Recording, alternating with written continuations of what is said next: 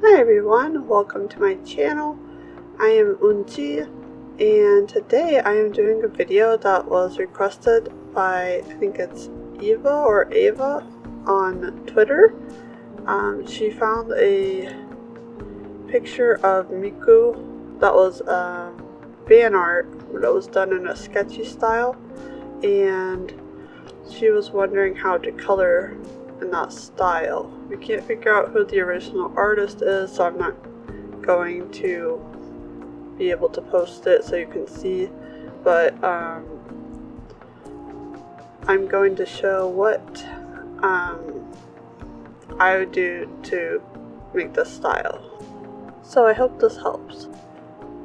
So first of all, I already sketched, and I sketched another sketch on top of that just to make it a little easier to see. And then I made a new folder for my coloring layers because I use a lot, especially when I'm trying to do different kinds of shading on them with different colors. So here I am selecting the opaque watercolor brush in Clip Studio, and I'm just looking for the effect that I want to use for the shading, which is a kind of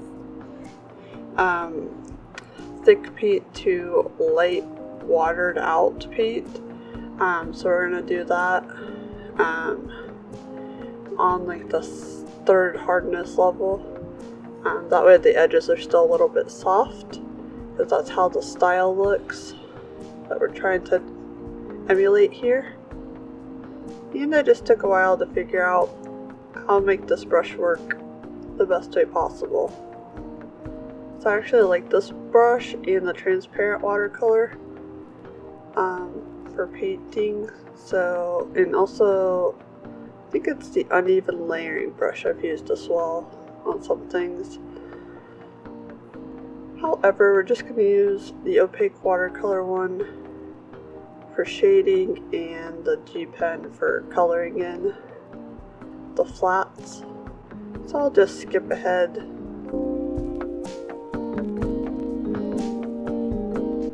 Okay, so now I have the G pen selected, and that is located under the pen tool. And I'm actually going to need that tool a whole lot because we actually have a nifty little tool in Paint Bucket that is called Refer Other Layers.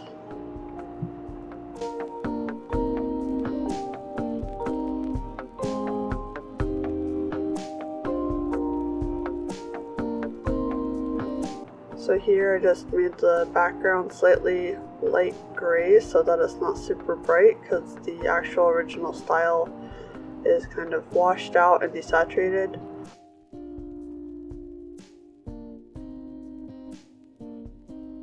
So I have to close up some of the areas where the paint's going to leak out. I've seen that some people don't have this happen. For some reason it happens on mine. So I just have to close those gaps. But when I go to do that on a different layer, for the color layer, and I have it set to refer to other layers with the Paint Bucket tool, then you can actually just color on your own layer without having to select everything.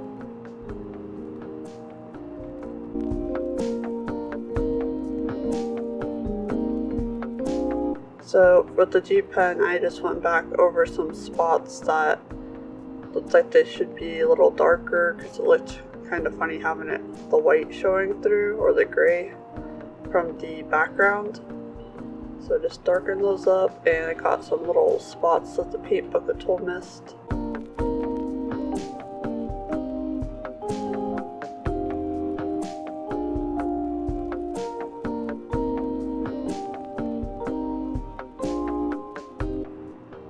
Initially I just tried to get a skin color that was close enough to mine, but we're going to desaturate it and lighten it up because it's a washed out look, so this is not accurate.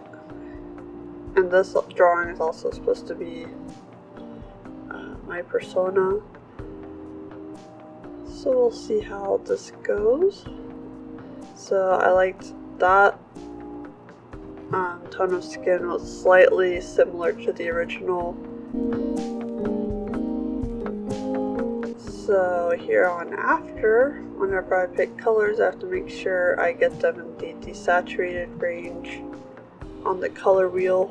And if it doesn't look great, you can just edit it with the hue, saturation, or luminosity, and also the brightness slider. You can do that.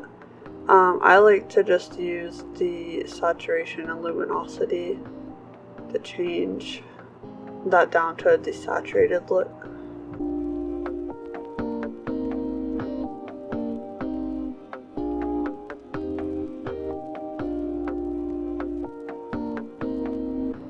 So this is funny about my hair color because I'm making this desaturated and lighter. My actual hair color is slightly this color that I'm showing now, but it's slightly grayish, and it's washed out because I used black hair dye after bleaching the ends of my hair, so it kind of looks funky now.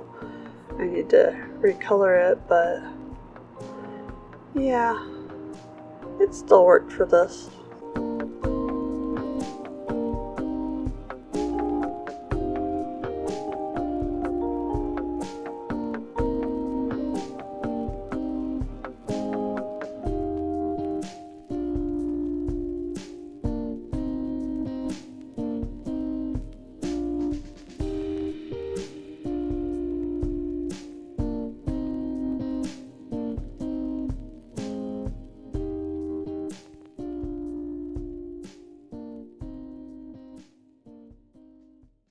So then I just lightened it up and desaturated the color of the hair here.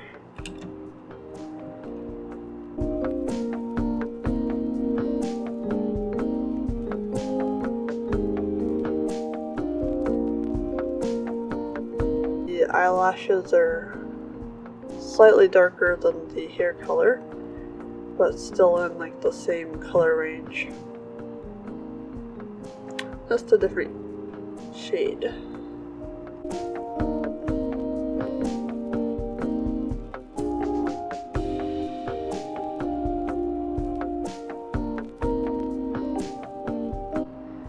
And my eyes are actually like dark brown, so I had to desaturate that too, which makes it look like hazel almost, and that's not my eye color, so this is a kind of different approach for me, because I usually try to make the colors as close to the accurate colors as possible.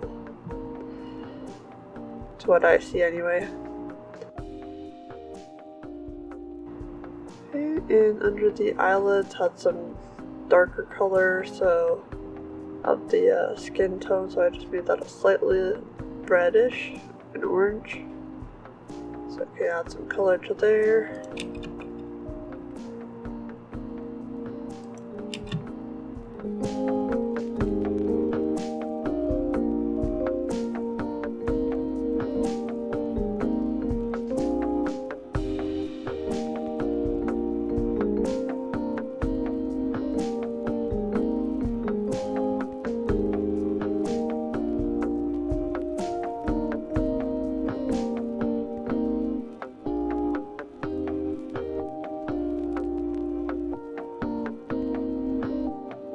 I actually don't blush, but the original drawing had blush, so I'm trying to show that, which was done with a soft airbrush tool. Just really, really light. It's barely even there, but you can tell it's there. So you just go with a little bit darker and saturated color, but really light. The original also had lipstick, so I just added a tiny little bit.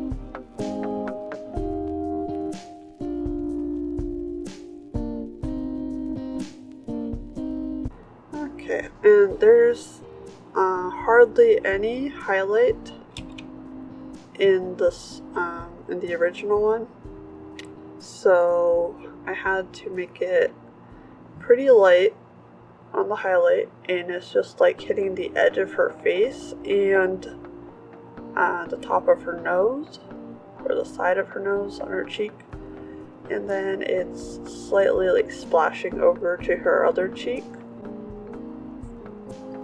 And again, I had to switch it to the opaque watercolor, even though that one's supposed to be for the shading. The highlights here were also done with the softer brush. And the eye was kind of colored a little sketchy, so I got a darker color of the flat of the eye and put that around the edge, as you see, and then I got a little bit lighter color and put it in the center with the pupils, so it kind of acts like a highlight. Then I went back over to the skin, and I started to do a purplish tint for the shadow, because the original has a purple tint. Even though it's saturated, you can still kind of tell it's purple.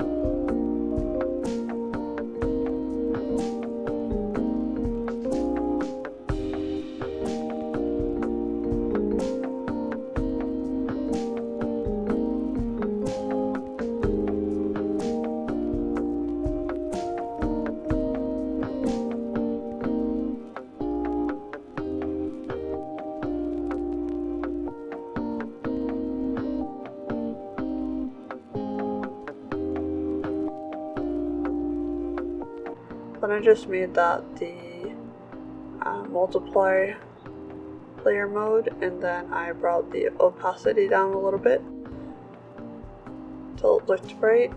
And then with the clothes, it was really subtle shadows on the clothes, so just went a little bit dark on the shadow and put that in real quick. Then for the hair, I went with a darker shade of the same color. I don't usually color in this style for shadows because it makes it look kind of flat, but this style needs like a desaturated color for the shading, so that's what we had to do here.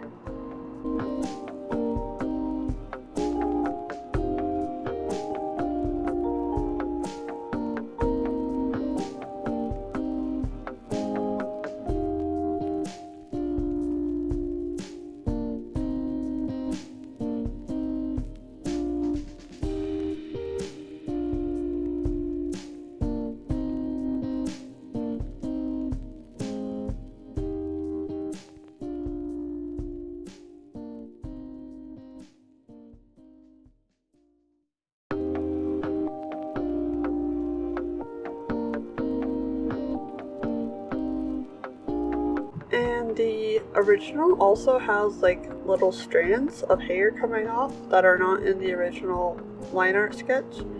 So I just made some wispy lines with the shading color.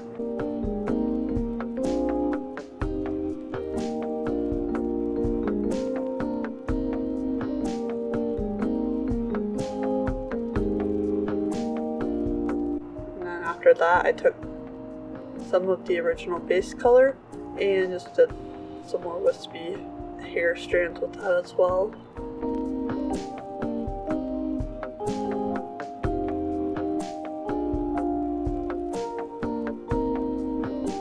And for some reason, instead of doing the traditional different kind of styles of hair shine, the artist decided to use diamonds, so I added these diamonds on there. I don't believe Miku actually has an outfit where she has diamonds on her hair, but I might be wrong, so tell me in the comments if I'm wrong. I don't remember seeing an outfit like that. But sometimes they'll add like little gems or something to their hair. But yeah, that's what they did here. I think it's supposed to be the hair shine. I actually added a couple more diamonds to mine because I have a little bit different hairstyle than the original. So I wanted to add a little bit more to even out the hair, make it look better. So that's all I have for this. I hope this helps someone, and thank you so much for watching. Also, don't forget to hit that like and subscribe button. I will be making more tutorials soon.